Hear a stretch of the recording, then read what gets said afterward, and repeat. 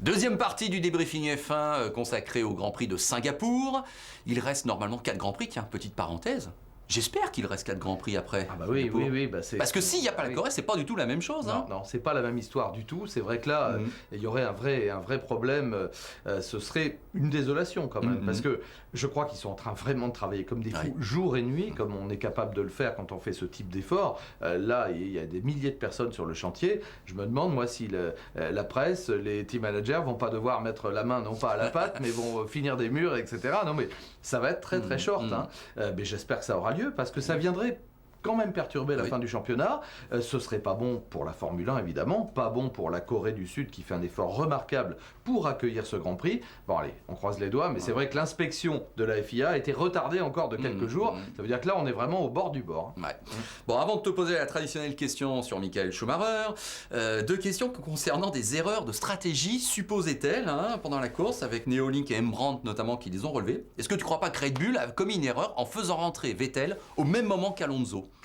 C'est énorme. Bah oui, là je n'ai pas compris, moi. Je n'ai absolument pas compris, même si c'était prévu au départ et qu'on devait rentrer à ce tour-là. Quand on voit, on doit être réactif, on doit être instinctif. Quand on voit la Ferrari d'Alonso se diriger, hop, on lui dit, reste, surtout que c'est le plus rapide à ce moment-là. C'est le plus rapide en piste, Vettel. Donc on dit, vas-y, reste, attaque, comme savaient si bien le faire Ross Brown et Schumacher à la grande époque. Tu restes un tour ou 2 tours, il n'a pas de problème de carburant, on le sait bien. Même si les pneus sont en train de partir, peut-être, c'est le moment, c'est la bascule du Grand Prix. Oui, pour moi, c'est une erreur. Au moins, il fallait tenter le coup. On ne l'a même pas tenté. Donc, on ne peut pas savoir. Après, en plus, Vettel se rate un petit peu au moment où il ressort. Mais ça n'hypothèque pas le reste. On a bien vu, il termine derrière.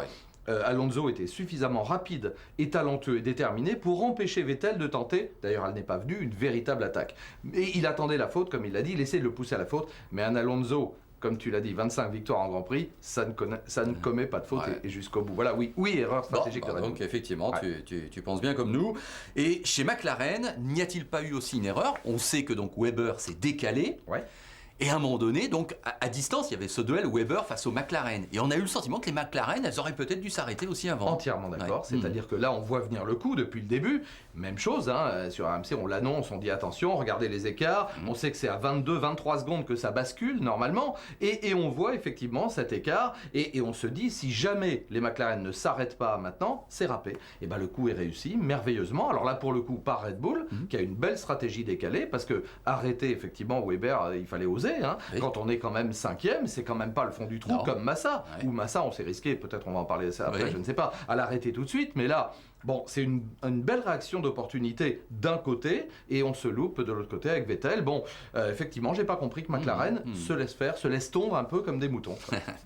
Alors, Michael Schumacher, bon, de façon comptable, on a bien vu qu'il était en dehors des points, qu'il était loin de Rosberg. Et de façon, je dirais, spectaculaire, on a bien vu qu'il a été impliqué dans 2 accrochages, avec Kobayashi, avec Heidfeld. Ah bah Heidfeld, pousse-toi de là que je m'y mette. Oui, je ne sais pas quel nom d'oiseau on disait en allemand, mais ça a dû fuser. Là carrément. Alors quoi, est-ce que, comme d'habitude, ça se passe mal lorsqu'il y a un dépassement qu'on envisage sur Schumacher? Est-ce qu'il faut charger encore, tirer sur l'ambulance? Est-ce qu'on est méchant? On va pas être méchant, on va essayer d'être objectif, mais c'est toujours très difficile. Moi je suis navré, mais à chaque occasion, ces vieux démons le reprennent. Alors c'est un champion formidable. Je suis obligé à chaque fois de le redire. Je sais qu'il y a des fans de Schumacher et c'est normal. J'admire sa carrière, j'admire ses titres, j'admire ses 91 victoires. Voilà, ça c'est fait.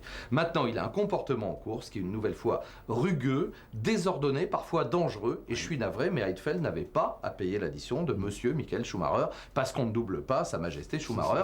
Je suis désolé, quand on est moins rapide, alors je comprends, en plus son équipier, lui Rosberg, fait une course remarquable, sans bruit, mais remarquable. Il ramasse le maximum de points avec la voiture dont il dispose.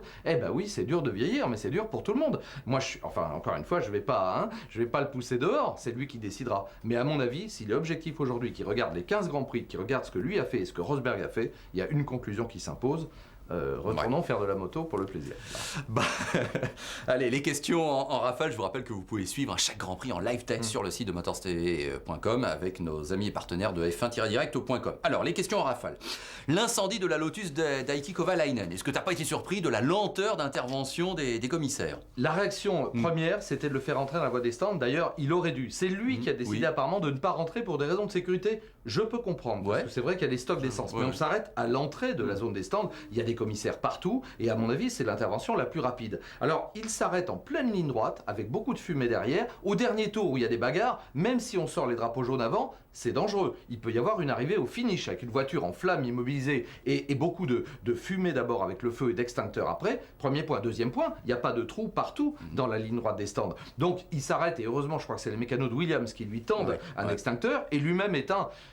Pour moi, il a un peu tenté le diable, Kovalainen, et non, je suis désolé, on ne s'arrête pas avec une voiture en flammes au milieu de la ligne droite, à un endroit des plus rapides, on cherche un endroit sécurisé près d'un poste de commissaire. Voilà mon oui, donc toi tu jettes un peu la pierre à Kovalainen, pas sur l'organisation de ce Grand Prix, non, et par rapport à l'évacuation même des voitures, ou l'intervention des commissaires de bord j'ai de piste, trouvé, même dans l'accrochage, le double accrochage, donc avec la sortie de piste de Kobayashi après Bruno Senna qui vient, non, ils ont été assez rapides, finalement, deuxième neutralisation. Non, honnêtement, honnêtement. Très bien. Alors, l'affaire de la pénalité de Massa, parce qu'effectivement, GG sur le forum dit, il utilise son 9e moteur, donc il est pénalisé de 10 places sur la grille. Oui, mais comme il est déjà dernier, en fait, il n'y a pas de pénalité. Bien joué, on exploite le règlement. Le règlement est comme ça. Alors là aussi, Ferrari et Massa n'ont pas fait exprès de péter des moteurs pour arriver au 8e et à fond de caisse. Ça, on l'avait prévu depuis longtemps. Quand on a vu le rythme auquel les moteurs de Ferrari s'épuisaient, on s'est dit, en fin de saison, ça va devenir un problème. Il a une malchance, il a un problème moteur en qualification, il est repoussé derrière. Une chance, et là on se dit, non, la chien, on va piocher dans le stock de moteurs, qu'est-ce qu'on va nous faire? On est déjà 24e, on peut pas partir 34e. Non. Moi je dis bien joué. Mais il n'a pas à subir 10 places lors du prochain Grand Prix. Non, le règlement n'est pas comme ça. Le règlement n'est pas comme ça. Si le règlement était en disant, quand on est déjà dernier, on prend 10 places. Mais non, il n'y a pas de double peine non plus. Non, c'est bien joué, bien joué. Ok. Par contre, Alonso, tu crois que ça peut être un problème pour lui? Parce qu'il est le Grand Prix, et lui aussi, on sait qu'il est au niveau moteur. Oui, ça peut être un problème pour lui.